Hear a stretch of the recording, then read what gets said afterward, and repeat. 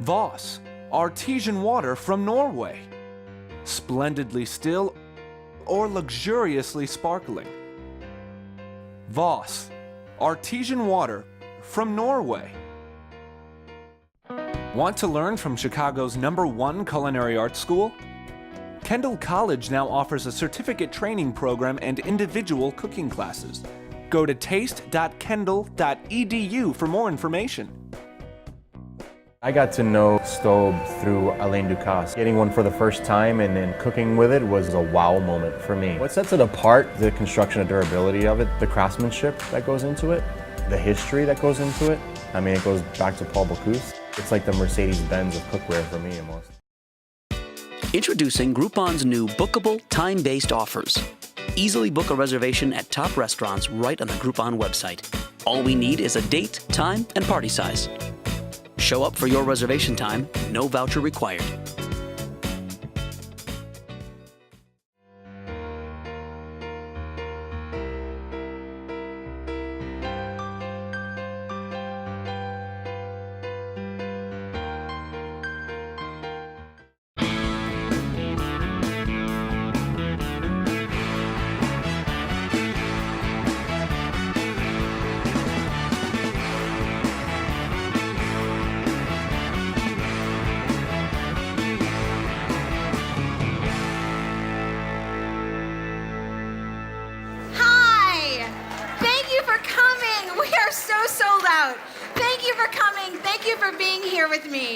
I hope you all had a wonderful Thanksgiving. I certainly did. I spent the day with my family, and then WGN Radio asked me to bring the dinner party to the airwaves. So I invited actor William H. Macy and chef Heather Tarun from Sable, and we had our own dinner party right on WGN. So I'm going to be doing a little bit more of that hopefully in the future, but it was a great time, and I hope that you also had a great time on Thanksgiving.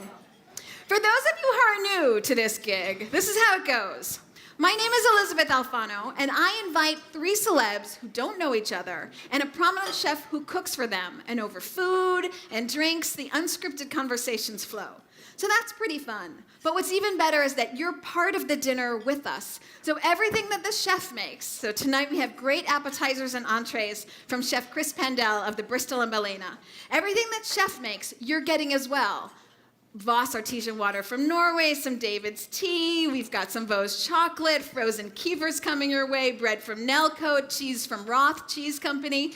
So lots of things for you tonight. Food's pretty good. But even better than that is that you're part of the conversation, just like one big dinner party. So there are 2 ways that you can join in on this.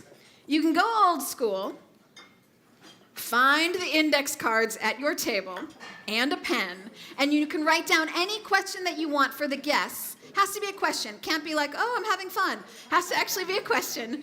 Write down your question and your name and email, because that's how we get you your prize if your question is asked on stage. So you've got to write down your name and email and your question, and then as soon as you've done that, throw up your hand, and one of my lovely interns will swing by, take your index card, and give it to Allie Drum, my social media director. And she will read your question if it is chosen. Okay, now if you do that, you can win $100 at the Bristol. Not a bad way to go. We've got theater tickets and CDs and cookware from Stobe, lots of great things. So you can do that, or you can kind of roll into 2015, and you can pull out your handy-dandy phone and send a tweet at DinnerPartyCHGO. Hashtag the dinner party. DinnerPartyCHGO. And again, you can win $100 at Bristol. So it pays to tweet. But you should know that you are not alone. You have some competition out there. Because tonight, like always, we are streaming live on the Chicago Sun-Times Splash website, a great celebrity section of the Sun-Times, a perfect place for us to be. So welcome to everybody watching us tonight on the Chicago Sun-Times. Lucky for you to be watching us because we are sold out here. So thank you to the Sun-Times. So now you know how to be a part of the dinner party. And I'm going to let everybody get familiar with your index cards or get on Twitter. And I'm going to thank my sponsors because I love them. So Stobe Cookware is the best cookware in the land. They've been so helpful to us, giving us lots of things for our shoots. You'll see some chef videos coming up. They're just wonderful. Voss artesian water from Norway. We all know it's great water, but usually after the dinner party, people are vying to steal the the water bottles because they're so beautiful and people like to take them home. So you might want to get your water bottle early, just a little FYI. Lagunitas beer, it's keeping everybody in a good mood, so I love to have them. Kendall College, the best cooking school in the land. They're wonderful. They're here with us tonight. They're going to be right outside the door when we leave, so you can talk to them about cooking classes. They're really great. And our newest sponsor, Group on Reserve, they now have this thing where you can go on the Group on Reserve website and you can reserve a restaurant reservation, date and time, before you even have a deal. So it's very wonderful. It's a great new thing that they're doing, and I'm so happy to have them here. I should also say that in addition to the Sun-Times, Windy City Times is my media sponsor, and they do great things in the city, and I love them. Okay, I've given you all the time you need. And now you should be very familiar with your index card, and you should be up on Twitter. So let's get this show on the road. My first guest is a Chicago favorite. He's an actor, an improviser, a comedian. He is half of the very famous improv duo of TJ and Dave. Please welcome David Pasquesi. You're right here. Thank you very much. How do? Hey. So somebody has left you a tablet. I don't know why, but if somebody wants their tablet back, I don't think that's yours, is it? No, it's not. Okay, well, maybe. I'll find out what's on here. So we're going to come take that tablet away. My next guest has a very large fan club of her own. She's a science writer. She is a New York Times best-selling author. Her book, The Immortal Life of Henrietta Lacks, has been so popular that it's just about to be made into an HBO movie from Oprah Winfrey. So please welcome my next guest, Rebecca Skloot. Sit right here. Sit right here, Miss Rebecca Skloot. I'm the runt. My final guest Who would have thought? is a Chicago institution, I think, of his own. He is the director of the National Critics Institute. He is a critic on CBS Channel 2. He has a book out. He's an author of Bigger, Brighter, Louder. He is a columnist, and sometimes you might see him Sunday discussing arts and culture in the Chicago Tribune, but really you know him as the chief theater critic for the Chicago Tribune. Please welcome Chris Jones. Sir, you're right here. Thank you. And of course, I would be remiss if I did not say that the wonderful Chris Pandel is slaving devilishly away for us right now in the kitchen, and he's going to join us in just a little bit. So I want to sit down with you, and I want to tell you that the reason that I've brought all of you here is that seemingly you have nothing in common, but actually you really have something very important in common, and we're going to get to that in just a little bit after we eat. So let's take a quick look and see what Chef is making for us right now in the kitchen.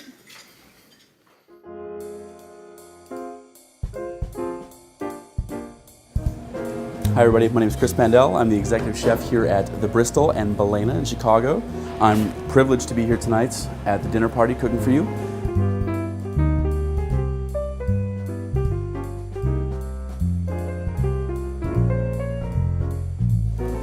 Our first course tonight, the appetizer, is a raw squash salad.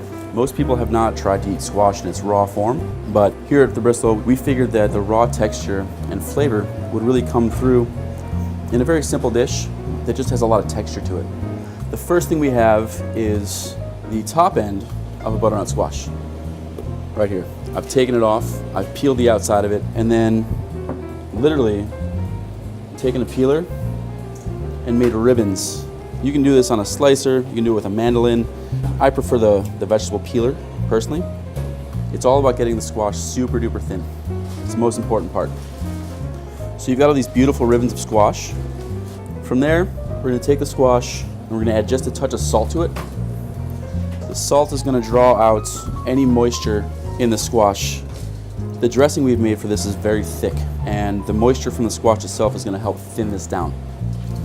From here, we've got a little bit of red Belgian endive. You can use chicories, you can use frisee, you can use arugula, anything that's crunchy and bitter.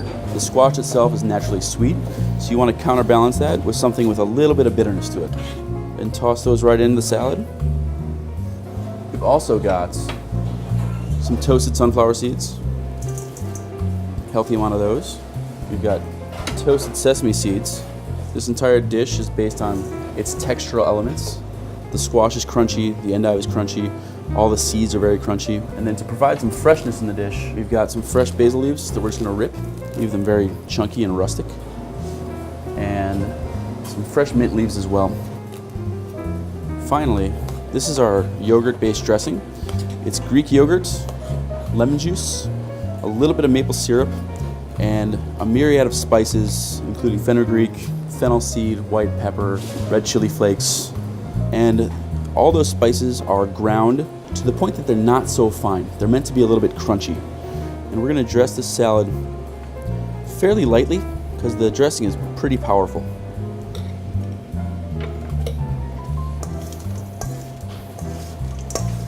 Once everything's nicely coated, we're gonna plate this with just a touch of dressing on the base of the plate. And then we're going to arrange our squash ribbons, endive, and herbs. This dish has been on the Bristol's menu every fall for the past 6 years, and it's also turned into my family's favorite Thanksgiving salad. The last step is something I learned in northern Italy. They'll do a squash-filled ravioli, and they'll finish it with these beautiful little amaretti cookies. A little bit sweet, a little bit savory. Shave it right over the top, allow some chunks to fall in there, and there you have it. Raw shaved squash salad with bitter endive and yogurt dressing. We'll see you guys in a little bit for the main course. Chef, come out. Yay! Chef, thank you. So very good. Thank you. Hi. I like my way. Such a personality. Nice to see you again. So talk to me about texture. You know, I write for the Huffington Post as well, and what I said recently is, for me, you are truly one of the best chefs in the city because you combine things that, I mean that. Thank you. And I eat at a lot of places. You combine things that I naturally wouldn't put together, and the result is that there's so many different textures going on. We like the challenge just a little bit. The flavors that you have, especially in this dish, are not foreign. Hey, buddy. Squash is obviously a fall ingredient, a winter ingredient that you find in abundance in Chicago. The nuts and the seeds and things like that are things you can find in any grocery store anywhere. Yogurt is fairly common. And the spices are pretty rudimentary as far as that's concerned. And the whole thing is just based on texture. Our whole goal with the salad is to give you something very savory, make you satiate, and challenge you a little bit with eating raw squash because it's not something you see on a daily basis. When you say raw squash, it doesn't really, bring out your passion, No. It's not, that's not a sensual No, thing, it doesn't raw sound squash, very necessarily, appealing. right. Yeah. Yes, but weren't you all surprised by your salad? Is it okay? Yeah, well, of course I was okay. I mean, I don't know. just the different textures and crunches, and yes. So another thing that I know is near to dear at your heart, particularly at the Bristol, but also at Belena, I believe.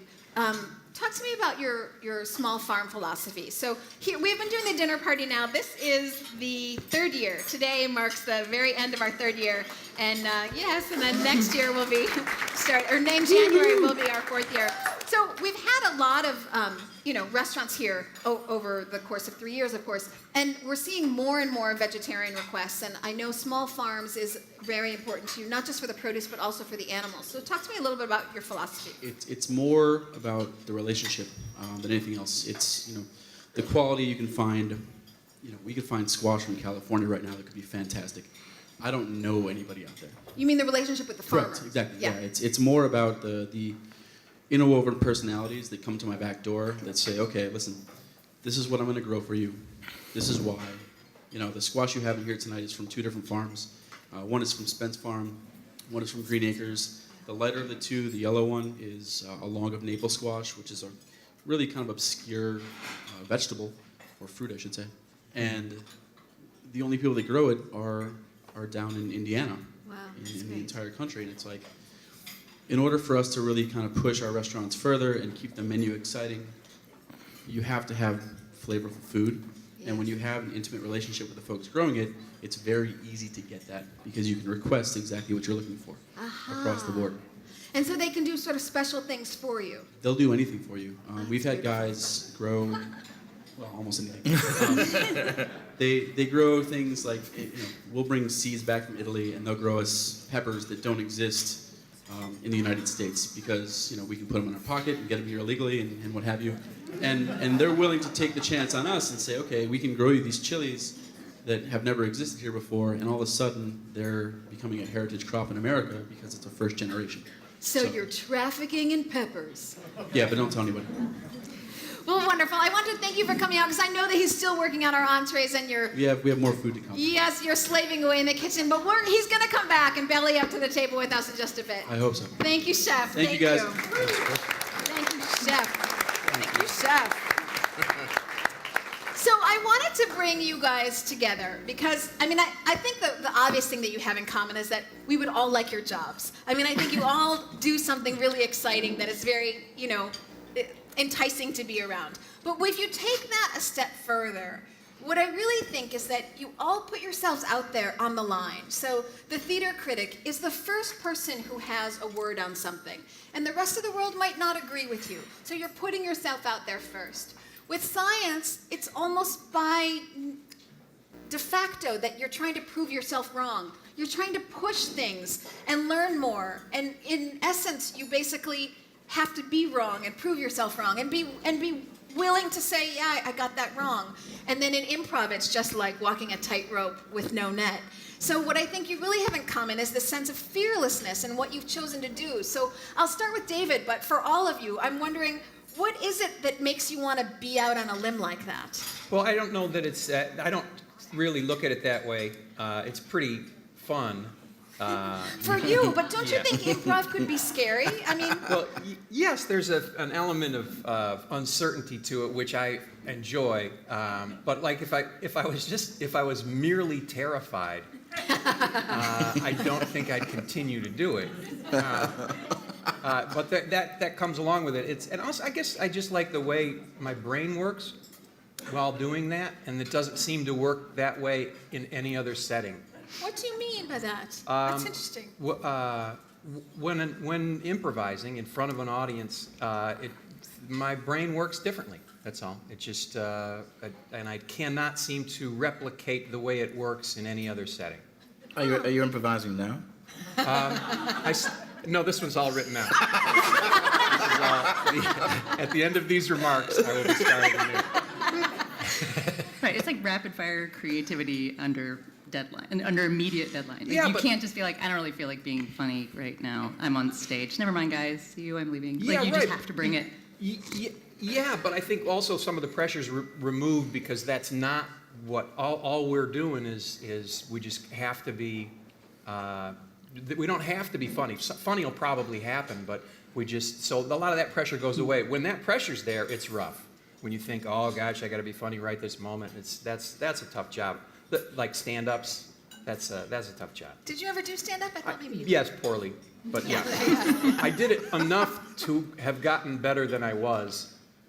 Would you go back to that? No. No, it's difficult for me. It's difficult for me. That's just terror for me. Well, because you have to perform. What about you, Rebecca? Do you feel like you're out on a limb? Your yeah. book took you 10 years, Yeah. so you're investing. It's true, The Immortal Life of Henry Little X took you 10 years. 11, actually. 11, so you're Not investing. that I was counting. Yeah. Yeah, no, everything about writing in some ways is going out on a limb because you don't know, is anyone ever going to publish it? Is anyone ever going to read it? Is anybody going to like it? Like, you just have to go into it expecting that it might not work, both in terms of you might not be able to get the story you're trying to get, you might not be able to get a publisher interested, so it's all a big leap of faith, and it's all just driven by obsession. It has to be in a lot of ways that you just kind of don't have a choice but to do it. And for me, the sort of putting yourself out there, my mom is here tonight, I'm sure she'd sort of chuckled at the risk-taking. As a child, there was certainly a part of me that did some sort of ridiculous things, so I've always had. There was some level of fearlessness as a kid. And now when I look back at some of the things I did to make the book happen early on, it's like, wow, that's kind of crazy. When I finished the first draft of the book, I did things like driving into the middle of nowhere where there was no electricity, no indoor plumbing, and just started knocking on people's doors, not really knowing what to expect. Just sort of a woman alone in the middle of nowhere. And definitely, there was a few minutes where I was afraid when I got there, and it sort of took me, I drove my car up and down the street a couple times before I was like, okay, I'm getting out of the car. But I never thought about not doing it because of that. And then when I finished the first draft of my book and I showed it to my father, who's a bit of a worrier, he read it and he just went, "Oh my God, I'm so glad I didn't know you were doing this. Like, I knew you were working on this thing. I didn't know what you were doing to get it." And it never struck me as being crazy or dangerous. People ask me all the time, "Weren't you terrified? Like, when you went and met that guy who killed somebody in broad daylight on a street corner with a steak knife, like, wasn't that a little scary?" And it sort of was, but I was so obsessed with finding the answer. And that's the thing for me. It's always about just what you have to do to get the answer. It's funny because people ask me sometimes of like how I got to what I'm doing, and I always say, well, of course I'm afraid, just like everyone else, but the desire to discover supersedes the fear, and so I just sort of keep going. What about you, Chris? Well, I think, for a critic, you're actually people think that we are more vulnerable when we don't like something, right? And I actually think the reverse is true, that the moment when you're most vulnerable is when you really like something. So I've been doing this job for many, many years, and I can count on the fingers of one hand when someone has said to me, "You know that show that you thought really sucked? It was really great." People almost never say that. What they say quite frequently is, "I cannot believe you like that David Pasquesi show. What a piece of crap that was. I can't believe it." So in the moment you're out there liking something, That's interesting. I know it's sort of counterintuitive, but it's true. The moment you're out there liking something is the moment where you're most vulnerable. I always say. I have not put you in that position of vulnerability. No. Not recently. There's a reason I'm sitting between them, I think, just in case there's any... Keeping the fist from flying. Well, how much trust is necessary in what you do? Trust? Trust in, yes, trust in. Never heard the word. As a critic, you're unfamiliar. Well, just that the faith that you're going to put your opinion out there and that it's going to stand alone and there aren't going to be bad repercussions for if you're completely off the mark. Well, the reviews I regret most are the ones where, for some reason, some factor intervened in my honest response. Like you loved the director and... Yeah, I mean, I would admit about 10% of them, but there have been times when for whatever reason, I've not told the truth. I can't believe I'm really saying this in I was public. just going to But say... there have been times. When we record this, I love that you're saying... There have been times. I'd say 10%'s a bit much, maybe 5%. Right, yes, we'll scale it back. 1%. Could be 3, yes. Rarely. Almost Only never. once. Only tonight. But those are the times when I've regretted it. So if you honestly just see things, and the thing about criticism is that art is time bound, so that what's great on one day is not great on another. Yes. So if you look at your activity, David, I mean, your art, I think it's fair to say, has a high failure rate. So I'd say all the improv I see, a lot of it fails. Would you agree with that? I would. I would. I don't know that I would suggest that what TJ and I do has as high a failure rate. And I'm So stipulated. Yeah, I mean, a lot of improvisation is not very good, plain and simple. Even when it's a lot of improvisation is not very good. But there are some ways to improvise where you can ensure greater success. And like you were saying, the times that you regret, what you regret is not telling the truth. And that's when a show can, for whatever reason, something intervenes and you're not reacting honestly. And that's when a show goes off the rails. So when we're attempting to do that, I don't think if you've ever come, have you ever come and see TJ and I? Yeah, a number of times. Yeah. Sorry, hands in the room. How many people have seen TJ and Dave? 1 million. 1 million has it. That's great. Yeah, but have you seen us eat it? No, I can't think of it. It's been no. I mean, I saw you in the very early days of TJ and Dave, but no. Would you But I've admit seen a lot it if of you it. had? Yeah, would I what? Would this be one of those 5% of times No, that I you would tell maybe the weren't truth. telling the truth? I would tell Okay. the truth. I would tell the truth. So I know I do agree that a lot of improvisation is not. But it's just also a matter of experience. A lot of the improvisation you see is probably they're doing something else. Also, they're just getting up there and being funny. And that when that misses, That's horrible.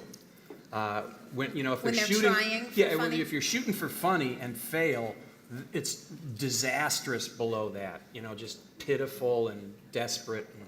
So there's always been this debate in Chicago comedy circles about between this great divide between sketch comedy, right, and scripted sketch comedy that we think of as Saturday Night Live Sure. type material, and true improvisation, where one argument being that improvisation is a great tool to create scripted sketch comedy, and the other argument being that improv is a form of entertainment in itself. And generally speaking, the people that I've known who've thought that improv is a tool for itself have been a little weirder than the sketch comedy crowd, who've always been a little more their eye on the main chance.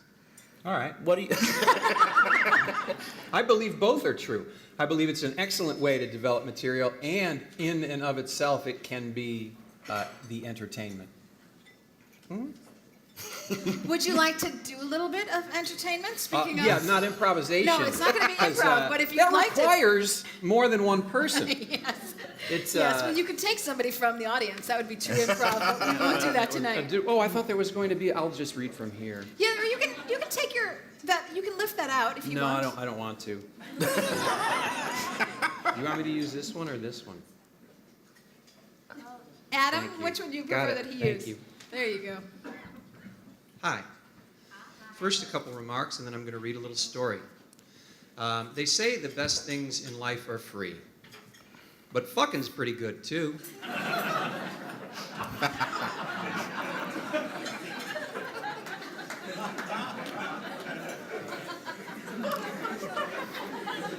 I'm sorry, Mom. You can't really. 'Cause I improvised with this other guy, or improvisation is not a solitary endeavor. That's one of the things I really like about it. But this is something I wrote. I love to ride the bus in a city at night and look into the windows, the second floor apartment windows, apartments over stores, to peek into their lives. Just peek, a glimpse. You see a poster on a painted wall. The yellow paint is peeling, or it isn't. It's a perfectly painted, luxurious forest green wall. Each detail speaks, a lamp, telling of the afternoon spent rummaging in the farm town's sleepy village center.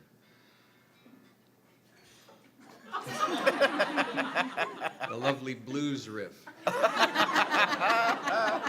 You only get a tiny look as the bus passes, and then it is gone. But for a short time, you fill in all the blanks that are impossible to fill in, impossible to know. But you fill them in anyway, and with absolute certainty. They were so excited the day they moved in. It was their first real apartment. Their first apartment that wasn't a dive, at least. So proud of that poster they brought back from their trip to San Francisco. They tell their friends on the phone, it's right above the pantry. Stairs are between there and the nail shop. No, fingernail shop. And when the friend arrives, a bottle of wine is opened, partly because of the ceremony and partly because to have one's own real apartment means one can have a bottle of wine anytime one pleases. And they have their wine. Not a very good wine, but a rather pedestrian Zinfandel from a huge producer. But we are adults. We are supposed to have wine at a thing like this. I love the vintage Golden Gate Bridge poster. Sip, wince. Was it that the visitor was a little jealous of her friend's superior digs, which caused her to scrunch her face and hold the wine glass at arm's length, just long enough to be noticed by the host? Catty, if intentional. And I think it probably was. Of course, by now, my body and eyes are several blocks away, up near the record store, but my mind is still back at the christening of their first real apartment, hoping that the mean girl gets her comeuppance. And in my mind, she will. Is that a record store? Don't they know what year this is? That's all. I didn't know that you wrote short stories. That one I did. It's warm. Is it warm here? Lights. That's I the have, lights. I have, yeah. I have a jacket on. That's also Well, the you jacket. can unrobe, disrobe. I think I will. Actually, while you disrobe, I have a tweet for you. I think it's a tweet or it's an index card, we don't know, from Ali Drum, my social media director. And I will just say, while he's stripping, that you win, whoever this is, you win 2 tickets to the Mission Theater, which we'll talk about later. It's your new theater at I.O. 2 tickets to the Mission Theater, and you win a gift bag of David's tea. So lucky, lucky you. Ali, what is the question and from whom? From @Sable something. How is improv changing over time, and where do you see it heading? Is it changing for the better? Excellent questions. How is it changing? One of the things is it's getting more. It's more ubiquitous. It used to be like this long form improvisation there was 20 of us doing it. 20 people in the city that even knew what it was, and now it's everywhere. We were just traveling around overseas, and people all know about the Herald, and it was just crazy. So that's one of the ways it's changing, and it's also being it's almost mandatory in acting curricula. So that's new also. It used to be like this thing that when we first started, it was a guaranteed dead end. So it attracted a certain type of person. Weird, I think was the word you used. Was Yes, weird. right. Yeah. You already referenced that. Right. Yes, right, yeah. Absolutely. Cult-like. Yeah, right. And now it seems more mainstream. And Particularly in this city. Yeah, and right. This is still the center for it. Yes, yeah. And I don't know if that's for the better, but it's certainly much more popular now. So you mentioned sort of what drew you originally. I'm curious how you got started and how all 3 of you what was your moment that you went down the rabbit hole? I'll start with Chris, but for all 3 of you. As a critic? When did I Yes. decide I wanted to be a critic? Yes, when was there that moment where you're like, wait a minute? It's a good question. I started really young. I think there was actually a competition. I won a competition. That's how I started about writing about the arts, and I sort of liked it. And I think I was attracted to the fact that every night for me is an opening night, so that everybody else in the arts, they work on 3 projects a year or 4 maybe that's a lot for somebody in the arts. Whereas for me, I see maybe 250 shows a year, comedy and theater. And every time I'm there, it's the most important night for that thing. And so I live this sort of weirdly vicarious life of that. And I also like, in Chicago, you can go one night from Mary Poppins, which I saw last night, to something far more, arty or obscure, and it's a sort of you have the ability to sort of do that. And this city is such a great place to do my job because it really is about the work here. Because very few people are getting rich, David Pasquesi aside. They're really about the work for the most part, and it's really very good, a lot of it. Yes. And I see a lot of stuff in New York and elsewhere, and it really is good here. And I found over time that people in Chicago are proud of the theater here, even if they never go. And I sort of mean that. I'll meet people and they'll recognize me, or I'll say what I do, and they'll say, "Oh yeah, we have really great theater in Chicago." And I always go, "Oh, what have you seen?" And they go, "Oh, nothing. I never go." but it's really great. and they really identify with it. And I think it has become, thanks to David, frankly, and other people like him, it's become a defining characteristic of this city. And it's really special. I mean, it really is. It's not to be found anywhere else quite like it, And I think that is also happening for us now in food as well. Yeah. So much so that we don't even realize it because we're here. We don't even realize how great it is when I travel. And I think like, oh, these poor people, they just don't know food. Because we've really got it going on here. When you say this about the work, it reminds me of a very favorite quote of mine from Nick Bowling, who's the associate director of the Timeline Theater. And if you've come to these shows before, and if you have, I love you. I've talked about this before, and he always says, in New York and LA, they have to focus on the hit, and focusing on the hit can detract from the work.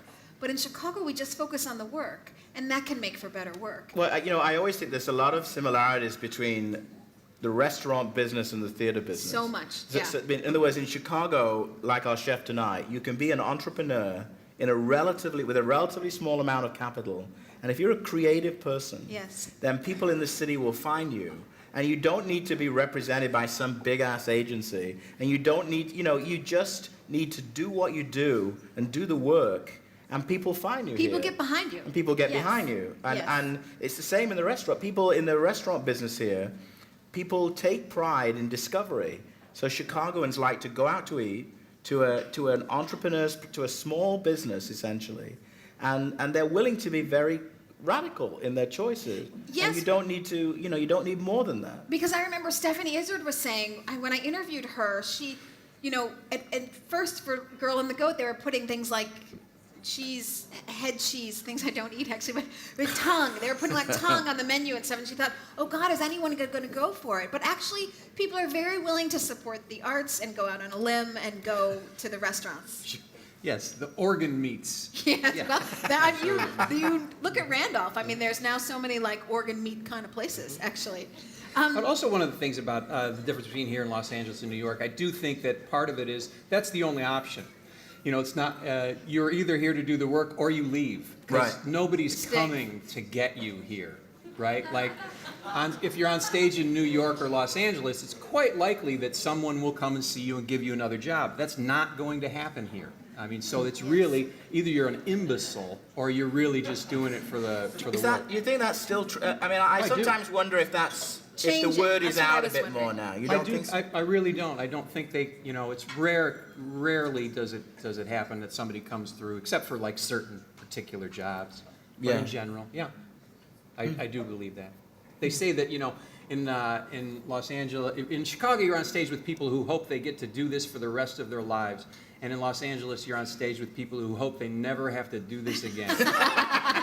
That's maybe a better quote for me. But I'm curious for Rebecca, what it's like as a writer, because we've got some great writers here too. I mean, we're talking about the biggies. We've got music, of course, and architecture, and then theater and food. But we've got some great writers in this Yeah. town. Do you feel like other writers get behind Chicago? Oh, yeah. They help each other? Yeah. Yeah, I mean, there's a big writing community here, and there's, in a lot of different ways, they get behind each other. There's, every year there's a big fundraiser at the library, the Chicago Yes, Public the Library, where library, they yeah. auction off tables, or you can sit with a local Yes. writer. And every year, a lot of us kind of go, and it's a big kind of almost family-ish gathering with all these writers getting together. And there's like once a month, there's one sort of pub thing that happens where basically all the writers in town get together at an undisclosed location at a bar and hang out. And then there's another one where all the people in publishing do it. And there's a lot of people, and they're very supportive of each other, and also very supportive of the local bookstores. One of these Yes, right. monthly gatherings,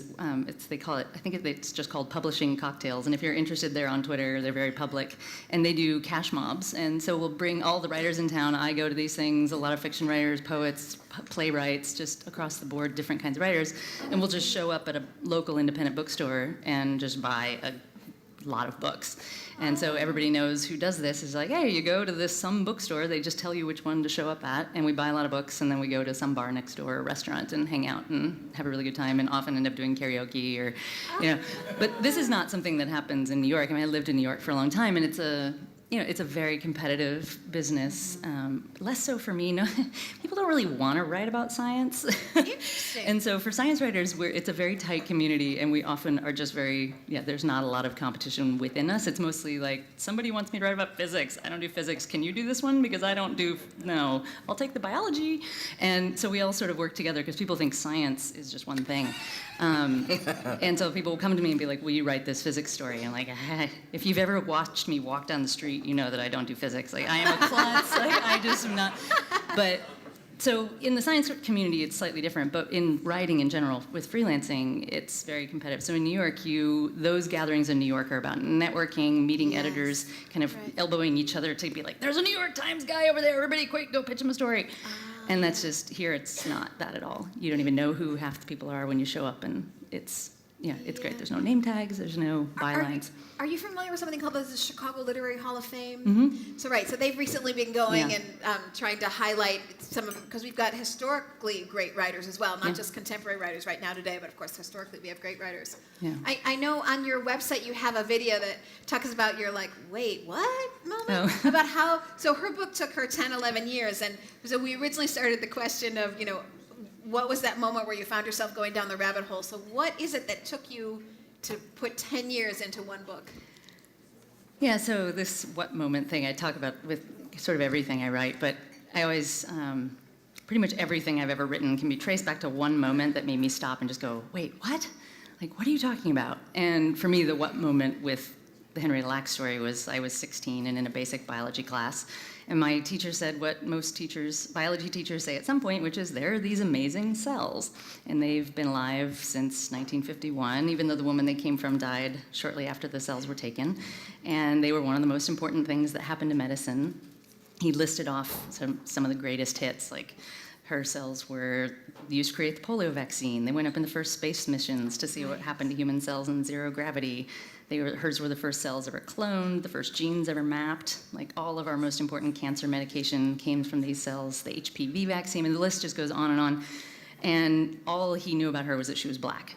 And he wrote her name on the board and said she was black, and that was it, and class was over. And I was like, what? Like, why do we only know that? And who was she? And did she have any kids? And what do they think about all this? Because we've all benefited from those cells. Yeah. Every There's not a single cell, person right, in the this world room. who hasn't benefited from these cells, and usually in multiple ways. Like, anybody have kids born through IVF, or they themselves are, you can thank Henrietta for that too. And like, just the list is endless, and nobody knew who she was. And what I didn't know at the time, this is where the sort of obsession thing came in, was she didn't even know that these cells were taken. They were taken without her knowledge. No one ever told her family until about 25 years later when her kids were used in research. And there was this enormous story behind this, but it was just that moment. What? How could one woman's cells be alive? At that point, it was 40 years after she died, more than that.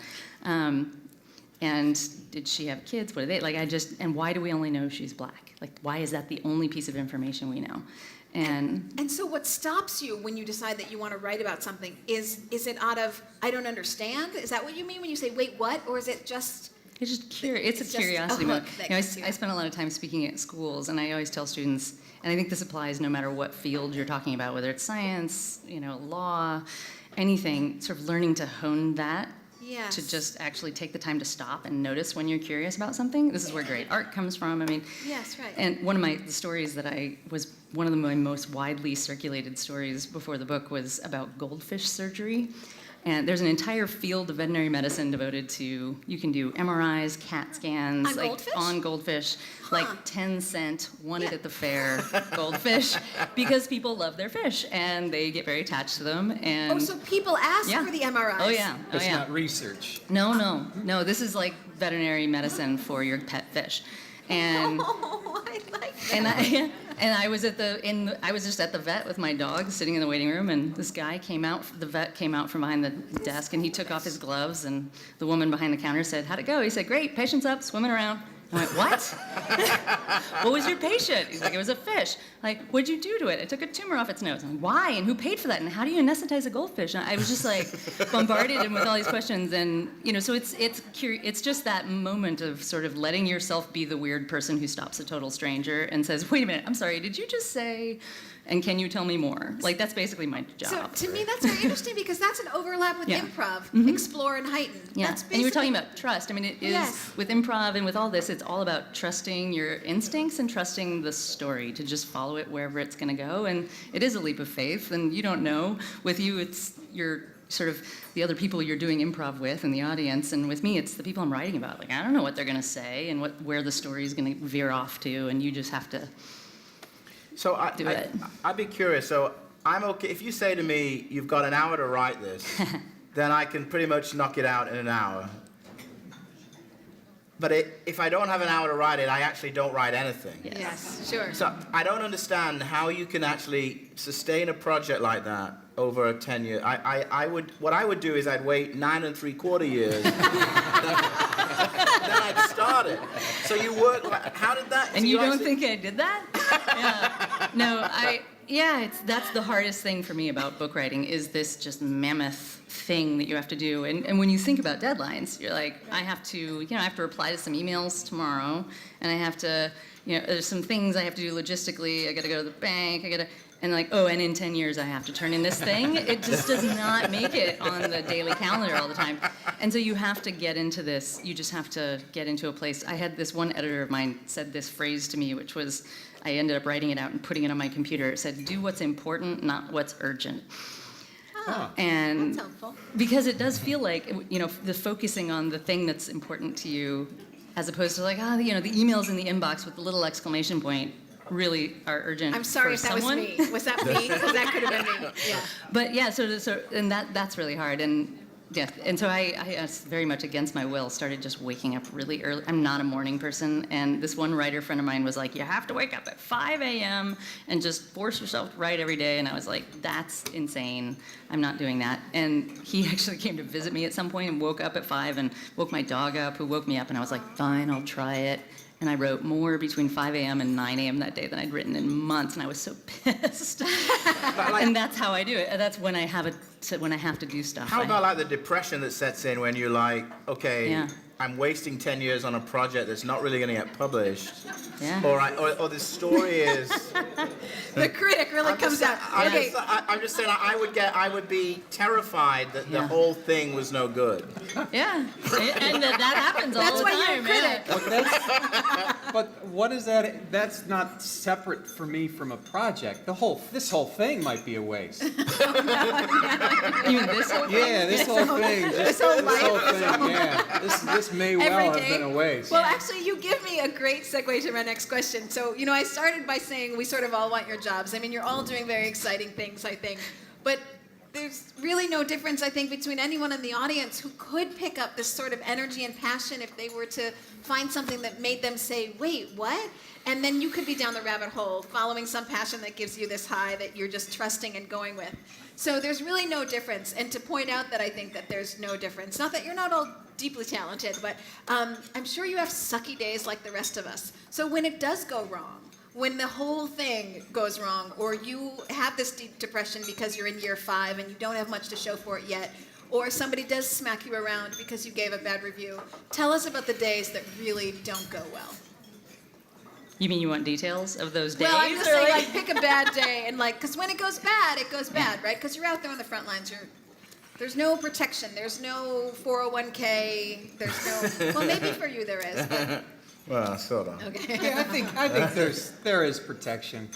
Just like you stop caring. So you had your personal shield. Yeah, you just stop caring what other people think. I haven't figured that one out yet. I'm fabricating a feud. No, you really do. I think it's just like you were saying. We don't have any preconceived notions as to how this is supposed to go. So, we don't know if it didn't go poorly. It just went this way. So, and like if I have an intention of how this is exactly supposed to go, and it doesn't do that, then that's a failure. But if I don't know where it's supposed to go, and it leads me here, all right, that's where we ended up. Maybe it was interesting, maybe it wasn't. But we attempted to follow what the next little clue was. I think that's a big definition to personal success, to not holding on to any specific expectation, but just sort of letting that experience be the wealth of it. And then what comes from that comes from that. But the experience in and of itself, I don't know, you're wincing there. I think it'd be great if it was always like that. But I mean, I think, yes, like for me, following the story is that. Like the story goes where the story goes, and I follow it, and yeah. But the sort of what you were saying, did I spend the entire day and I have like 3 words that I wrote? And how did that happen? And Really? like those 3 days, words? it happened. I hate writing. And this is something that most writers I hate it. hate I hate it writing. too. I Like hate it torture. too. You can ask my close friends and family are over there. You can ask them. Like my boyfriend, my office is in the attic, and he knows when I'm trying to write. 'Cause it's like, I'll sit down and type for a second, and then like pound, I'm pacing, I'm walking. I'm like, oh, I hate it, and I just hate it. It's awful. Well, then, the getting the words out the first. I love rewriting. I love it. Like revising, so much fun. Getting things out of my head the first time and onto a piece of paper need an is improv torture. partner who can help you. I'm the exact opposite. Like Right. when I do write something, writing it the first time Me is too. so much fun, Yes, but me the too. rewriting is such a chore. Yeah, no. I already wrote that. Why would I do that again? Yeah. But yeah, so some of that's just torturous, and the days when, you know, when you've done that and you poured 10, 11 years into something, and then somebody, Yes. you know, picks up the book and looks at your picture and then reads the description on the back cover and sends you a really nasty tweet that's like, then you're just like, you know what? Like, those days, sometimes that happens, and sometimes you just let it all roll off because it doesn't matter. But every once in a while, you're like, Mom, somebody said something mean about me. What could somebody say after Henrietta? I mean, you don't have to repeat it if you don't want, but I'm surprised that you would get a negative tweet from that book. Oh, sure. I'm a white woman who wrote a book about a black Okay. woman who was forgotten in history, and that's a big part of the story. Race is a big part of the story, and it was white doctors, and there's a lot of racial tension in the story. And that's an important, if you read it, it's it doesn't happen usually that I get an angry message from someone who's read the book and actually, I mean, I do get some, but not about that. It's the ones that I get that are just viciously angry. Every once in a while, it doesn't happen often, is somebody who will pick up the book, look at my picture, and be like, white woman, black story, and just get there are a lot of assumptions that happen in that moment. And I don't have the chance to say, you know, respond to that. Because obviously I wrote about the fact that I mean, that's part of the story is the racial sort of issues that come up. So, you know, that happens every once in a while, but for the most part, yeah, I haven't gotten too many. Yeah. Have you ever been smacked around a bit? Well, I got smacked around on Sunday, actually, just this week, so I wrote a column on Sunday. So I went to see Birdman, the movie Birdman, which is a really sophisticated movie about the neuroses of the artist, right? And everything's very credible in the movie except the scene with the critic. Well, the critic, if you've seen the movie, you know what I'm talking about. She's in a bar, she's prejudged the show, and the Michael Keaton character says to the critic, he sort of stares at her and he goes, "It costs you nothing. You do what you do, it costs you nothing." So I had that in my head as I came out of the movie, and then I watched the movie Chef. You saw that movie last summer. It has the same scene. The chef approaches the critic. He goes, "You asshole, it costs you, don't you know how this hurts us? This costs you nothing. It costs you nothing." On and on and on. Same words in this whole scene. So I'm sitting there and my ego is bruised, and so I write a column on Sunday about how actually it does cost us something, thank you very much. It costs us not to like something because we know that it hurts people, and it costs us when we do like something because then you're out there twisting in the wind, waiting for the verdict of history. So I write this column, I'm feeling quite smug, and I'm sitting in my living room on Sunday and I go to my email, and somebody has written maybe 3,000-word essay saying you self-satisfied, smug little shit, and you are not fit to wipe the butt of an artist. An artist makes choices, you don't make any, and it was kind of brilliantly written, and somebody had spent like a day. I mean, I can't tell you the effort that had gone into this real decimation of everything. I sat there and I read it again. And I just thought, this is a stupid way to live your life. It was a terrible day. Sunday. Yes, right. Just this this is Sunday. The holiday weekend. The holiday weekend. Happy Thanksgiving. So I have a tweet here for Rebecca, and I'll just want to say that this person has won a signed copy of The Immortal Life of Henrietta Lacks. Right. Allie Drum, what do we have for Rebecca? And from whom? From Jillian Gurn, who is in the audience. We have a note card question. A note card. In what way do you think your personality and beliefs are influential in your writing? In what way do I think my personality and beliefs are influential in my writing? Well, I don't think you can separate them, really, because I spend so much time with the people I'm writing about that my personality, it's part of them, I think, trusting me and allowing me to tell their stories. I mean, with the story of the Lacks family, in a lot of ways, one of the what moments that really took me in a direction I didn't expect when I was working on the story was that when I first called Henrietta's daughter, Deborah, to talk with her for the book, she was really excited about the idea of someone writing about her mother, but then was also sort of terrified, and I didn't know why, and she said, well, how do I know you're really a writer? How do I know you're not coming to steal my mother's cells, or steal my cells and sell them? And I was like, what? How could you possibly think that? I just had no idea the context that came in. I didn't know that people had come and taken her cells and done various things. And then she hung up on me and wouldn't talk to me for a year and a half. And part of the journey for me of even being able to start writing the book was winning her trust. And a lot of that was just me as a human being who is very hard-headed and very determined, but also had a lot of personal experiences that sort of influenced me along the way. I had a father that he knew he was being used in research, but he was enrolled in some drug studies when I was a kid, and I had sort of lived in a world that felt like something that was related to some bit of her story. And, so sharing with her some of my life and some of my thoughts, and then just also being me and being really like, nope, not going away, I'm still here. At a certain point, she started to trust me, mostly, I think, because of just what it was like to sit and talk to me. Yeah. Well, maybe do you want to read a bit of your book for the maybe one person in the room who hasn't read it? Sure. This is a challenge. So I was told that I should read like for 2-ish minutes, which there's not a lot of passages in here that are easy to read in 2 minutes. But I think I found them. So should I stand? Should I sit? Sure. Okay, That I'll way stand. people can focus on you and only you. Okay. That's a really dog-eared copy. I was going to say, I This is love a how very beat up that book copy. is. Yeah. That's a great site. Yeah, this is, I have a hardback version that I brought with me on my book tour that eventually was signed by most members of the Lax family, which is now enshrined at home, like hanging from a thread with the, so this is actually the second version. Okay, so the scene that I'm going to read. You might want to get closer to the mic, Oh. and then he'll let you, yeah. Okay, so you can turn this one off? You're taller than me. Okay. Hello? Is that good? Not really? Hello? Oh. Yes, he's gotcha. Okay.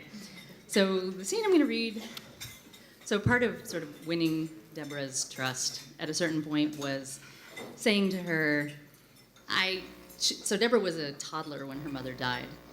She didn't remember her at all. All she knew was that her mother died when her mother was around 30.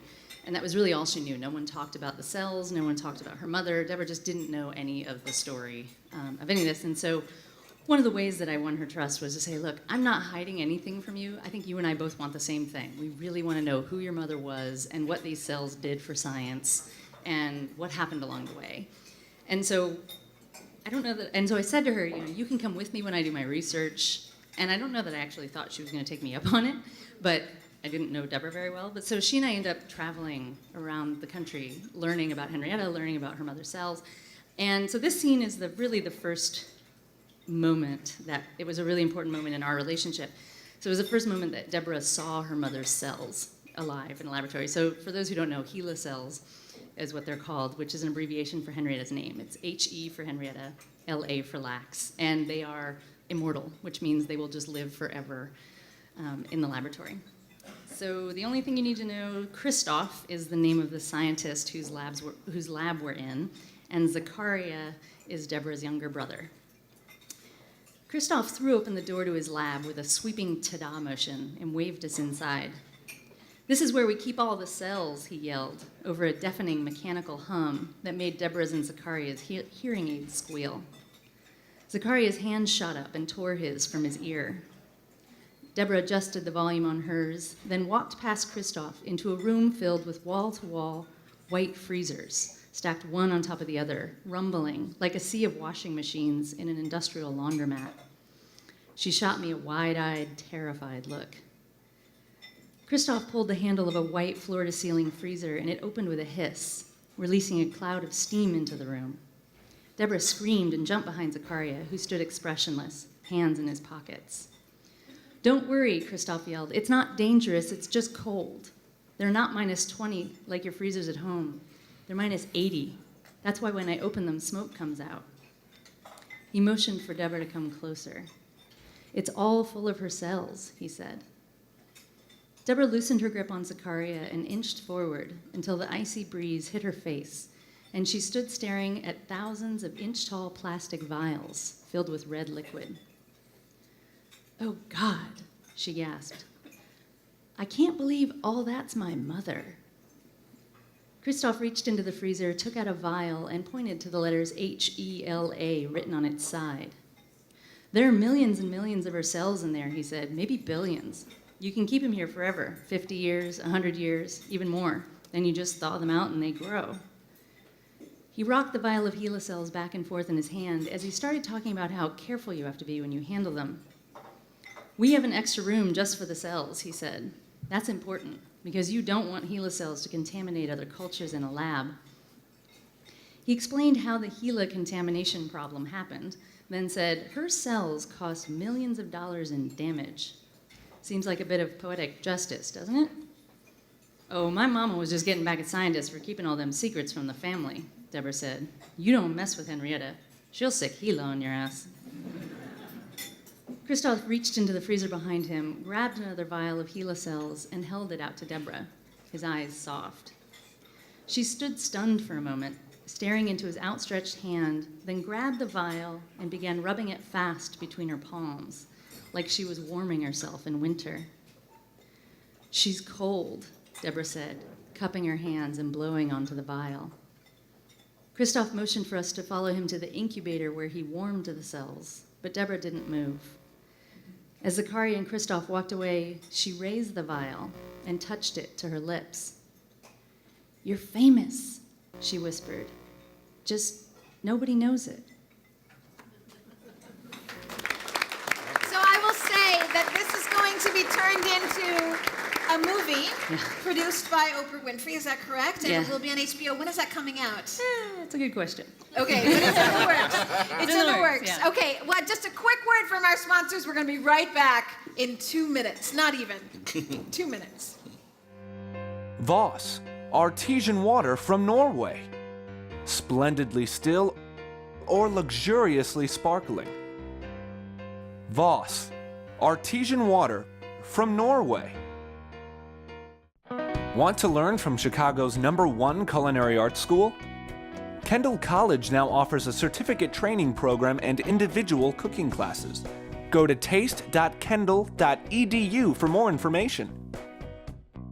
I got to know Stobe through Alain Ducasse. Getting one for the first time and then cooking with it was a wow moment for me. What sets it apart, the construction and durability of it, the craftsmanship that goes into it, the history that goes into it. I mean, it goes back to Paul Bocuse. It's like the Mercedes-Benz of cookware for me almost. Introducing Groupon's new bookable, time-based offers. Easily book a reservation at top restaurants right on the Groupon website. All we need is a date, time, and party size. Show up for your reservation time, no voucher required.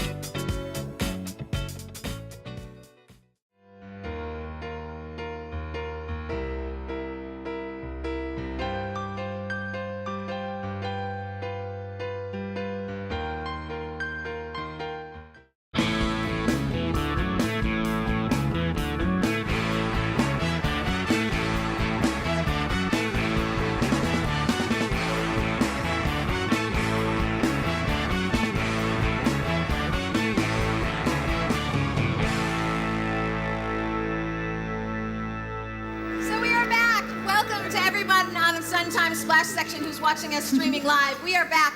I have a quick question for Chris, but actually all of you, and you guys as well. So, you're a professional critic, but the world of critics has changed because now everybody fancies themselves a critic. And so with things like Yelp, you know, friends of mine are always saying, oh, you know, let's see what this restaurant is like on Yelp. And I always think, why would you ever go to Yelp? Because you don't know if that person is 18 or 58 or if they're friends with the chef, and I mean that review is so unsubstantiated to me. So I wonder how you feel about the whole world now being a critic. Well, I find in my life that most of the shows I see are just okay. Like on a tomorrow night, if I go to the theater, the odds are it'll be fine, just okay. Yeah. And occasionally it's great. And occasionally it's god-awful. And what is just okay? 3 stars? Like 2.5 stars. 2.5 stars. And I always say it's a 2.5 star world for the most part. I mean, it's just, how's your night tonight? 2.5 stars? 3 stars? Hey, I don't think so. Wait a minute. Maybe. So I do think that. And I think what happens with sites like Yelp and TripAdvisor. So, my example for that was I went with my family to a really crappy hotel once in Costa Rica, I think. And I remember reading a review where somebody had gotten married at that hotel. At the hotel? And it was like a 9,000 star review on TripAdvisor. And it was clearly they were in brand new love. Or they look, then, you know, and when you were there, you know, with kids, it was like, well, were you looking at the hotel, you know? And then the other thing that happens a lot on those sites is that people have disputes. So that you'll go to a hotel and that your room won't be ready, or they'll screw up your room, and you get annoyed. And the people that often write reviews are motivated to write them because they truly love it or they truly hate it. Yes, right. And there are times I see things that I truly hate it. And there are times I see things that you know, the great critic Kenneth Tynan used, the ultimate compliment that he came up with was, I don't think I could love anybody who did not love this show. Wow. And I've had that moment where I've gone to something and I've thought, wow, I couldn't love anybody who didn't love this. Really? Yeah. And what movie or film or? Well, I mean, it's happened a number of times, frankly. Really? But I mean, it's where you go. Anybody who did not get this, or did not see the beauty of this, yes, would not be anybody I could love, yes, and would be wrong. They're just wrong. They're just wrong. They're just wrong. So they're just off. Yes, I understand. So those. I do have those moments, and then I have a moment, you know, like the show that's in my head right now is a show called Evil Dead the Musical, which was recently in Chicago, which I thought was the biggest piece of crap I'd seen in a long, long time. And it was partly because it was parodying a show that was already, a movie that was already a parody, right? And so sometimes there are these real sort of aberrations and these really great things, but most of the things you see in life are just okay. And so I don't think you find that reflected on the sites you're talking about, because right, people because why would you bother writing a review? If it was... So I have to, because somebody's paying me to do it, so I write those reviews. You know... the 2.5-star reviews. The 2.5 yes. star. So I think yes, that in part. My other thing I always think about is that most people don't go to a show alone. They almost always go with somebody. And I find that my readers who follow me regularly will be the person who's buying the ticket for the most part. And they're disproportionately female. Oh, they're disproportionately arts lovers. And most of these people are okay if they go and see David and the show's not very good that night. Not that would ever happen. But Never. They're basically okay with that because they understand the arts and the role, and you know, and they understand it. But they feel embarrassed for the person they've taken. And often they can feel humiliated. So you've probably been in that situation where you've taken somebody, you know, maybe on a date or something, and you're like, oh my God, I brought him to this. And I really try to protect people from that, because I think that is, most people don't mind for themselves. Right. They mind for the person that they've taken. And I try to say, okay, I try to protect you from that. So in this way, you feel that you do a good service? Yes, I do. Maybe even great service. Maybe great. Well, historically, this is what criticism is supposed to be. I've done a lot of book reviewing, and I was on the board of the National Book Critics Circle for years, and this is something that came up when I started on the board. It was really when blogs, I mean, Twitter didn't exist, Facebook didn't exist, Goodreads, which is now huge, didn't exist.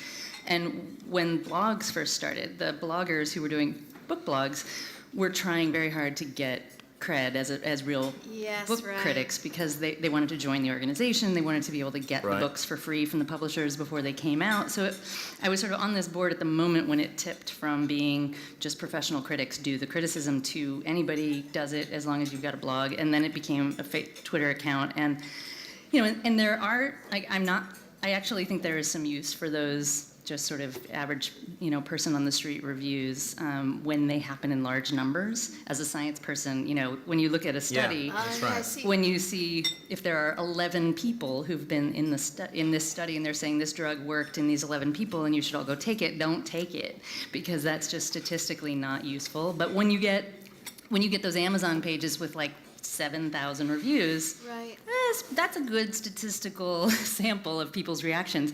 But you still, it can be useful in that way, but there's this missing component in the sort of not professional critic, which is the bigger picture. So like when I review a science book, I'm looking at the science in a way that your average reader wouldn't be. I'm looking at how did they structure this thing? Are there ethical questions that jumped out at me as a journalist that you wouldn't see because you're not one? And and so as somebody who sees a lot of theater, like you bring a different background to the review that's what people tend to forget is important in criticism when anybody starts doing it. And also the lack of the conflict of interest. I mean, that's huge. So people start doing reviews on their blogs and on wherever because they want the free books, they want the free theater tickets, they want the perks, and those are the ones who you're not going to get straight, really kind of across the board, unbiased reviews from. Yes. And people don't know that that's what's happening. I think that's the problem with Yelp is that people are going because they're friends of or enemies of. Either one is maybe possible. Let's see a video. We have a video of Chris doing a little,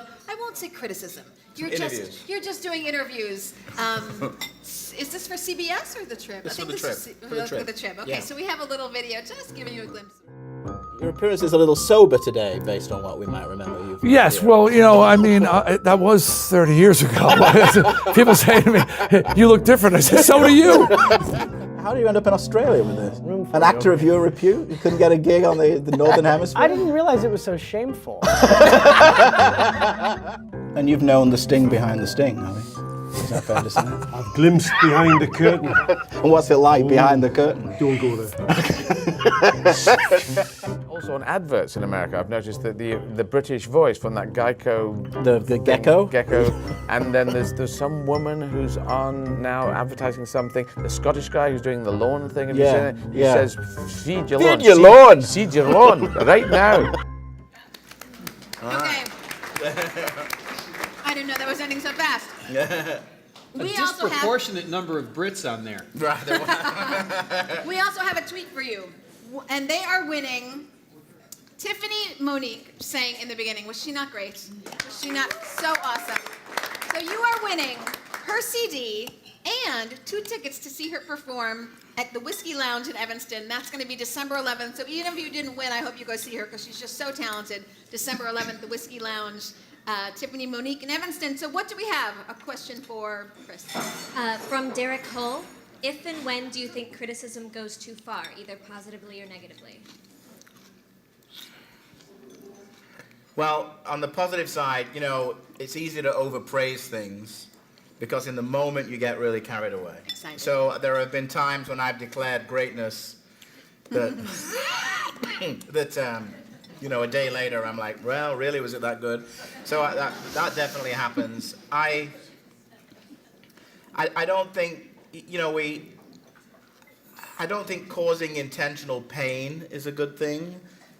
That what I mean by that is deliberately assailing somebody's person as an act of criticism. So I would try to avoid that. Now, that's very difficult to avoid because for a lot of people, a lot of artists, everything they do is deeply so personal. Yes. So you can say to yourself, well, I'm not going to impugn David in this way or that way, but for David, I'm guessing there's not really a big distinction, is there? Right. Right? Yeah. Except for that shield you talked about. But Yeah, but that's I punishable. say that. Yeah. Yes, right. Yes. You don't mean that. No. Yes, right. No, of I course. think one of the things is I think just like a reader, you make up your mind about the reviewer before you read the review, right? What do you mean by that? Well, if it's someone who I think is an idiot, I'm not going to give much But you didn't know credence. that before you read at least one review. No, right. But Yeah. like Siskel and Ebert. Let's say there was Siskel and Ebert. I enjoyed the program, but my tastes were more aligned with Ebert, right? Okay. So I'd give that more credence, what he had to say. There's certain critics in town. Before I read a review that I'm in or someone else is in, I already know they're an idiot. So I'm not gonna. I'll read it for entertainment, but I'm not gonna value their opinion. There are other folks in town, Chris being one of them, who I admire beforehand. So I pay more attention to those reviews. And if they're not good reviews, I got to take that. But if they're good reviews, I get that, right? Yes. But if these idiots, if they give you a good review, you've done something wrong. I love that. I see. So you can learn to. Well, no, you do. You learn what a reader too. Like you say, you have your followers. the people who are avid readers are regular readers of yours, and they've learned through them experiencing the play that you talked about that you have similar tastes, right? It doesn't do me any good to not know you and read your review. No, I think that's right. Right, so I have to develop some sort of relationship with the reviewer as a reader. Well, and therein lies the problem with Yelp, is you just don't know who these people are. So, well, the worst kind of email I get is when somebody, and I get this quite a lot actually, is somebody will say, I went to a show that you recommended, and what the hell were you talking about? It happened, there was a play at the Goodman I liked a lot called Smokefall, and if anyone saw it, a really great play. Yes, a lot of people have liked Smokefall. And it was a wonderful play, but it was difficult for people. One of the characters ate dirt for dinner, that was what they ate. And the chronology of the play was scrambled.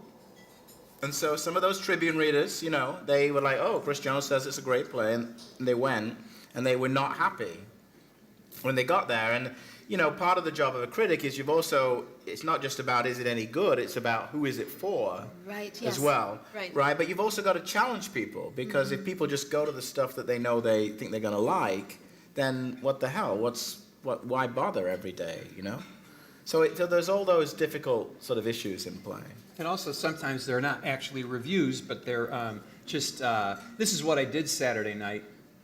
Right, yeah. Well, that's the amateur online. Yeah, right. This is what I did Saturday night. Or they'll, like in a comedy, they'll give away all the jokes and tell them poorly. Tell them really poorly, but ruin them for everyone. So that's always fun. This conversation is too much fun to not have Chef in on, because he, of course, feels criticisms like everyone else, because restaurants get so many reviews. So let's take a quick peek and see what Chef has made for our dinner, and then we're going to pull out Chef. He can belly up to the table. All right, guys, welcome back. Again, it's Chris Pandel from the Bristol. We're here to cook your main course. We're going to call it cassoulet polonaise, which means Polish cassoulet. It does not exist in the world unto this dinner tonight. It's my take on traditional French bean stew with duck, if you will. We're going to start with a couple things. I cheated. We have some sauerkraut that I made here at the restaurant with some white beans, onions, fermented green cabbage, carrots, that are all slowly cooked down with a little bit of duck fat, and this beautiful, beautiful rib bacon, which is a Polish specialty.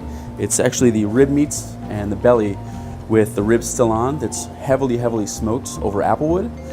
So the way we're gonna start this dish is by layering the kraut and the beans in our beautiful Staub container here.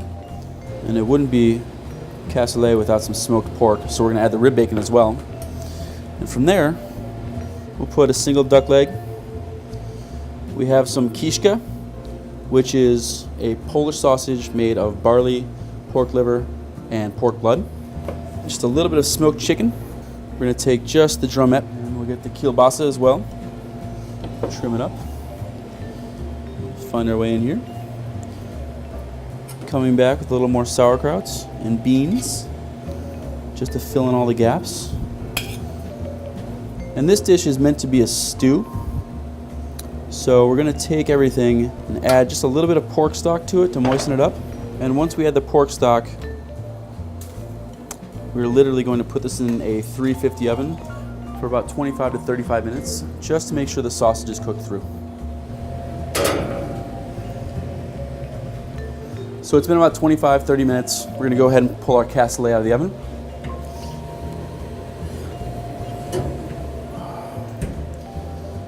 And as you can see, our beautiful Staub has kept everything nice and moist. Our sausage is cooked through. The duck's warmed through, chicken, the rib bacon, etc. Everything's beautiful. We've got this wonderful liquid in there with the essence of all these different meats. And we're just going to finish off with a little tiny bit of garnish. We have some breadcrumbs here that have been mixed with caraway and duck fat. Sprinkle those on for a little bit of texture. We're going to add a little bit of creme fraiche on top of that, just to enrich the dish. We have some horseradish that we've dried in the restaurant, and that's going to add some crunch and some spice to it. And finally, a few sprigs of dill, again, just to add some nice herbaceousness to the dish. And there you have it, the world's first Polish cassoulet. Success. All right, guys, we're gonna wrap it up. It's been a pleasure cooking for you tonight at the dinner party. Again, it's Chris Pandel from the Bristol, Balena, and the forthcoming Formentos over on Randolph's. I look forward to seeing you in any of those restaurants at any point in time. Don't be a stranger, come up and say hello. Thank you again. Wonderful chef. Our wonderful chef. I'm so glad you're here.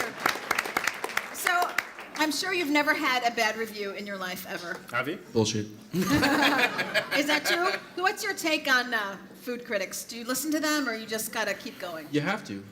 You take everything with a grain of salt, but anything that's consistent, anything that's consistent and said over and over again, it's a pattern, and you have to follow up with that. So what did they say about you that was there anything a critic ever said that you changed? Like that you adapted to what a critic said? They said I had too much hair. So I changed that. That was the first thing. Well, I'm wondering, for all of you, but I'm going to start with Chef, what's the biggest lesson you've ever learned? Because you've been at your craft for quite a while now, and what's the thing that sticks with you that you say, like, okay, I got to remember, this is what I know? Whoa.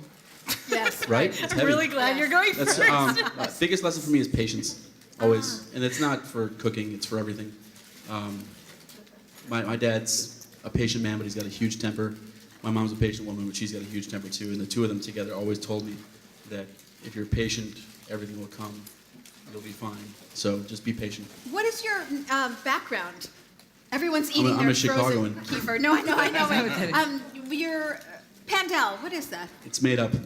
Someone's brother down the way was a thief, and they changed the name and all this other stuff. So I'm Polish, Irish, English, and German. Okay, so just all over the map. Yeah. So. Yeah. Okay, so patience, that's for you. Rebecca. I have to go next? No, you don't. Oh. We can pass it on to You David. can take mine. All right. Sorry. I guess just no matter how poorly it seems to be going, it's probably not going to kill me. So you two will survive this. Yes, I've had the worst evening anyone can have on stage. No, I think I rival that, because I had one in July. Where it's pretty bad, but okay, go ahead. I'd give mine I'd toss mine in the ring, and it was awful. What was this? What was the it? specifics of Yes, this? what- Stand up. It was doing stand up. For like 40 minutes. I had to do 40 minutes, and I was dying from the first word. And it was at some country club that had Irish night once a week. And they had Irish night. But you weren't on Irish night. I was there on, and they have comedy on Irish night. And so it was in Indiana. It was truly I ran out of sweat. And it was the word. And I made it through that. And I think of that often. Oh, I made it through that. I made it through that. Right, That was as bad as it could. You live to tell. Yeah. Yes, Chris. I just think, you just have to tell the truth, right? You have to, that honesty, the saying what you feel, and I think truth changes over time, but I think saying what you really feel is that. And I also think in my business that most great shows are really about death. Oh. In the theater. Yeah, in the end, that we all leave this planet at a time and place not of our choosing. And I'm like the Grim Reaper, I know, but I think most of the time people go to the theater to understand better why they die and what they should achieve before they die. And most great plays are about that. I don't mean to be a bummer, but I do think that to be the case. But what you're saying is actually very inspirational. So it's trying to get people to get the most out of their life while they're still here. To live in the moment. Yes, right. To live in the moment. Another big improv lesson to be present. Absolutely. Yes. So is that your, not words of advice maybe, but we'll say that too, but also your biggest lesson, to live in the moment? Yes. I find it very, very hard to do, but I think it's the right way to live. Wow. Okay, I think I got have one now? Okay, yeah. I think that probably for me, because I write nonfiction, so every one I write about is an actual person. Yes. A lot of them are alive, some of them are not, but I write about living, breathing people. And I think the big life lesson in that for me has been that it's so important to, even if you disagree with people, if you think people are kind of unfathomable to you in some ways, that it's sort of, my job is to get into their skin and figure out what about them is completely normal and completely like me, and Where you connect. Where you connect to people, because then even if we are coming from some completely different place, I have to feel like I actually understand where they're coming from in order to tell their stories. And embodying people who believe something entirely different from you, from what you believe, and really searching for the place in which they're human is very, it just changes you as a person, I think. So I'm repeatedly being changed by people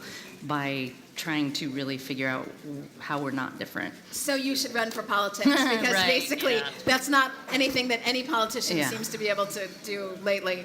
I wanted to ask you guys also, talking about being in the moment, you're all on really big projects. Maybe not you so much, but the three of you are all on really big projects. I'm a day-to-day guy. Tell us about your new restaurant. In fact, you have two, but tell us about Fermentos. Well, the newest restaurant that we're opening is literally, 3 blocks away from here? Yeah. 925 Randolph. It's called Formentos. Woo. And it's an old school Italian red sauce joint. Food that everybody loves and craves. But when is the opening? That's what we want to know. The opening is going to be just around the first of the year, and of course you're invited. Yes, we're all invited. All 160 of us are invited. Yes, you're absolutely invited. Yes, Come down. We'll throw a party in the upstairs room. It seats 120. Pop in. Okay. I'm not kidding. So like a group effort, we'll all go to Fermentos. Yeah, That'd absolutely. be a dinner party reunion. Come on January 2nd. So what is the typical so tell me about what are the entrees going to be? So it's kind of a riff on what your Italian grandma would cook for you in America. So everything from chicken parm to chicken Vesuvio, handmade pastas, et cetera, but done with a real chef's touch. Someone who's been trained and is professional. That would be no you. offense to grandma, but no, it's not me actually. It's a gentleman named Tony Cataro. He's been with us for going on 5 years now, and he's a brilliant chef, and he comes from the American Italian heritage, and it's his food, and Beautiful. it's going to be amazing. So That's beautiful. Okay, we're all going. It's a group effort. What is your next book? So my next thing, which I'll tell you about in a second, but first I just have to have a fangirl moment, which is to say that, and I'm not just saying this, that Bristol and Belina are my favorite restaurants. Yeah, and I feel the same I spent way my too. 40th birthday That's at awesome. Bristol. I feel the spent same way too, I'm not yes. going to tell you how many birthdays I've spent at your one's restaurants because judging. of that, but I have spent many birthdays at your restaurant, and Thank you. or restaurants. And I always take my friends there, and they are my we greatly favorites. appreciate And I was very excited that you were see, the chef she is tonight. a good critic. No. So my next project, it's very hard. I'm still not at a place where I can explain it very clearly.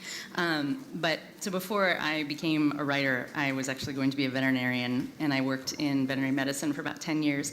In general practices and research labs, I worked in the morgue of a vet school for quite a while, and in a lot of ways, what I started writing about when I started writing was the ethical questions that came up for me in that, the roles that animals play in our lives, the ways that we all don't understand them and don't think about them for the most part, particularly when it comes to medical research. And it's a very polarized issue. It's something that most people just don't even want to think about or talk about. I do. I really want to. I do. I can't wait for the book to come out. Yes. So my next book kind of goes back to this thing that was a passion of mine and an obsession of mine for a long time, and wades into the middle of, why? There are moments I'm like, can't I just write a book about puppies or something really easy? Like, really, I have to wade into the middle of this really complicated thing, but that's what I'm doing. And writing about the roles that animals play in our lives, trying to sort of find a middle ground that no one has ever quite been able to find yet. I can't wait for that book. I often think that if I didn't do this, I would do something with animals, wildlife management in Africa. I mean, I would be like in the thick of it. I would, if I didn't do this. Yeah, okay, so I will look for that. You're thinking 2016? 2016 is what we're hoping for at this point. We'll see. Definitely not 10 years. Okay, yeah, we'll have to see, because if you're only doing 3 words a day, I don't know only if on we're the gonna bad get- days. That's the Okay. bad days. And I know you have the Mission Theater, so tell everybody about the Mission We Theater. got a new theater called the Mission Theater over on Kingsbury, over by the Whole Foods and the strip club. They're with you. Right next to the Okay, wait, so strip we're going to go to club. the Bristol, and then we're going to the Mission. They're actually not that far away from each other, so group effort. We'll just move together, Bristol to the Mission. And we have a sketch show there, a sketch review that runs Thursday through Sunday, and also we have TJ and Dave that's there on Wednesday and Sunday nights. And we would love to have you. Yes, love to have you. Okay, so we'll go as a group. That's fun. And you, sir? Me? Yeah, you. I just, it's another opening, another show for me. What can I say? Just another, one. It's like, let me think what my next show is. I think my next show is the new Billy Corrigan musical. Did you know about that? I didn't. Coming this weekend. Like he's written like a short musical. What? Premiering in Highland Park. He does so much. He's all over the map. He's got the wrestling. Everybody has a musical these days. He has a pro wrestling league. Yeah. Billy Corrigan of the Smashing Pumpkins has a pro wrestling league. So Yes. so that's exciting. Okay, so I have a question for Chef, and maybe this is going to relate to all of you in the audience. Chef, what is going on with everyone's allergies? So when I was growing up as a kid, right? No, but when I was growing up as a kid, okay, there was the occasional seafood allergy. But now everyone's allergic to peanuts. No one seems to be able to eat gluten. It's just like the list of restrictions of what you can eat. I have a dear friend who's allergic to wine, poor thing. So I help him and I drink it for him. It's no problem. But I mean, you see this long list of. There's a lot of allergies out there these days. What's going on? Because it didn't used to be that way. So what's happening in our food supply? It's kind of a bigger conversation than just supply. someone's allergies. It kind of goes back to what you were just talking about. It's kind of about big food. And Glyphosate. Sorry? Glyphosate. What's that? Roundup.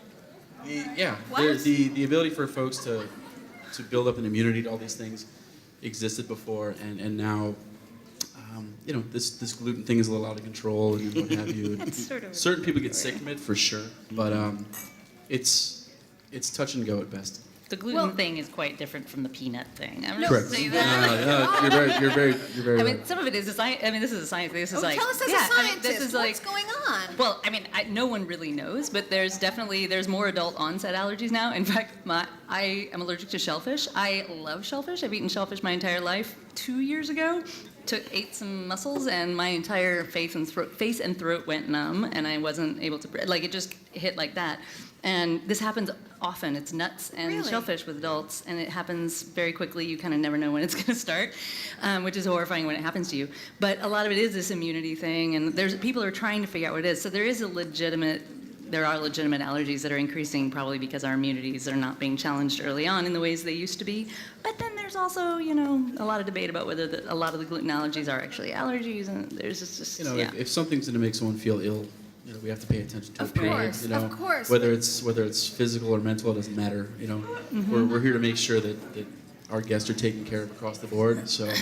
Well, okay. So since you're up to the challenge, then I have a tweet question for you, or maybe it's an index question for you. And I'll just say that whoever was smart enough to get this question in just won $100 to the Bristol, given to us from our great friends at Groupon. So thank you for that, Groupon. $100 to the Bristol. What do we got, Allie? From Julie Chernoff, who are your most important culinary influences? Oh, shit. Who are your most important culinary influences? Honestly, my grandmother, my dad's mom, she passed away this year, and she was the first person who really showed me how to cook. And my mom's a horrible cook. My dad's a horrible cook. I'm serious. If they were here right now, they would agree. We are grateful. No, they're awful, but they mean well. And my grandma, she's an old Polish lady. Well, she's dead now, but she was an old Polish lady, and she cooks really delicious, homey food, and she kind of instilled that in me. I mean, like, her dad was a butcher in the stockyards back in the day. So I would have to say that Adamina Karpinski is kind of the winner. Adamina Karpinski is a great name. Magdalena. Adamina Magdalena Karpinski. Because that's what food is really all about, is passing down that tradition and that connection that happens through food. So it's great. I'd like to ask each of you, like, a one-word answer if you have, off the top of your head. I'll start with Chef. What is your favorite holiday food? Because now we're in the season of, like, all these specialties coming out. Favorite holiday food? Do Girl Scout cookies count? Yes, Girl Scout, yes, there's a season to Girl Scout cookies. It's not really a holiday, but Well, that's okay. for me it is. Okay. Girl Scout cookies. Rebecca? My boyfriend makes fried artichoke hearts. They're sort of he's an Italian-American thing, and he does these, and he will only make them one day a year, and it makes me crazy. What day? New Year's, Christmas Eve. Why only one? That's not... Because then we'll eat them all year round, and we would be big as the table. Well, but so I'm only allowed to eat them basically one day, plus maybe some leftovers if we have them. Okay. Oh, so he's got you on a tight leash. Yes. He's got, short leash. What about you? My wife's wild rice. Really? Your wife's wild rice. She only makes that once a year? No, but it's at holiday always. It comes out at holidays. Interesting. Clearly you guys are not in the same category as I am, because my category is basically fat and sugar, because that's what this holiday seison is. You have got. Oh, I like a ginger snap too. Okay, ginger snap. Yes. You've got eggnog. Who doesn't like a ginger snap? I don't actually like ginger snaps at all. Well, yeah, it doesn't surprise me. What about you? Favorite holiday food? Marzipan. Really? Yeah, the marzipan. Yeah, And I all never the get little it any other time of year. and all the shapes, because you can love form it. marzipan. Yes. Okay, I have a tweet for the whole question, a tweet or an index card for the whole table, and I will say that whoever sent this question in wins not only a cookbook from Kendall College, but you need something to cook with. So you have a huge pot from Stobe. They're just wonderful. They give us all this great stuff. So what is our question for the table? From Sarah Vickers, what qualities do you think you all have in common? Ooh, I like it. I'm going to start with Chris. What qualities do you think this Chris? I venture that's a scary one to start with me on. Well, we have the same name. We can start there. I don't know. Most people don't write. Most people don't risk this life. Yeah. So I think we all have a way. Most people don't go it in that way. So we have that. You're in fearless, common. which is Yeah. where we started this conversation. Yeah. Actually, what do you think we have in common? That we don't know each other. You should have come here earlier. Maybe just I don't know. I think fearless is pretty good, but just the ability to want to create something. Yes, that drive. And not just for yourself, but for someone else. Mm-hmm. I think that's a commonality. And the creativity, that sort of follow your creativity wherever it's going to take you, in the kitchen, when you're writing reviews, all of it comes in. Yes, comes Creativity. into play in everyday life, whether you're actually creating or just living, I think. Yes. Physical beauty. Well, that's great for us. That's wonderful. Something you can't deny. Organized, right? One word answer all the way around on our way out, because we're just about out I of just have time. to say, none of these have been actual one-word answers. I know. It's actually hard when you have a table that really gets along really well, like tonight. It's always hard to keep things on track and on time. We'll try. And maybe I'll start with Chef. What are you grateful for? 'Tis the season. Oh man, everything. Right now, my wife and kids come back from Texas tomorrow, so I'm grateful that tomorrow's coming. Yes, to see them again. Yes. I will say, in living in the moment, that I'm grateful that my mom is here with me. She lives in Washington, and she came here for the holidays. There she is. Yeah, that's great. Another glorious day. Fair enough. I know that's not a joke, actually. Yeah. And It is. And that this It is. I hate living. It could be a joke. You never know. But you had said but there was a moment you said maybe this is all wrong. Yeah, right. But now you're. I'm sure it's all wrong. But now you're grateful for it. That doesn't mean the day's not glorious. Yes, right. And you? I'm grateful for my family, and I'm grateful for all the. A critic is no good without anything to review, right? And being a critic is a crappy job if it's not good. And I'm just grateful for this city and all of the artists who live here and who work here, and whose work is so extraordinary, and who do it because they care about it. And it's just an amazing thing. And nobody sees more of it than me, and nobody benefits more from it than me. I would actually second that. I would say that I'm really grateful to be in a city like Chicago where you can do work and you can start a small theater, you can start a small restaurant, you can start a show like this, and people get behind it and they're willing to go, and it's really a supportive city like no other. Weather aside, it's really a great place to be. Can you put the weather aside? Weather aside. I'm also very grateful for all of you, because it's your energy really that helps fuel this conversation. So I want to thank you for coming with us tonight. I want to thank everybody at City Winery, because they really know what they're doing. Please look at the screens, because it takes an enormous amount of people to put this show on. So I want to thank my team. I want to thank David Pasquesi for being here and being so lovely tonight. Thank you for being here. Mission Theater.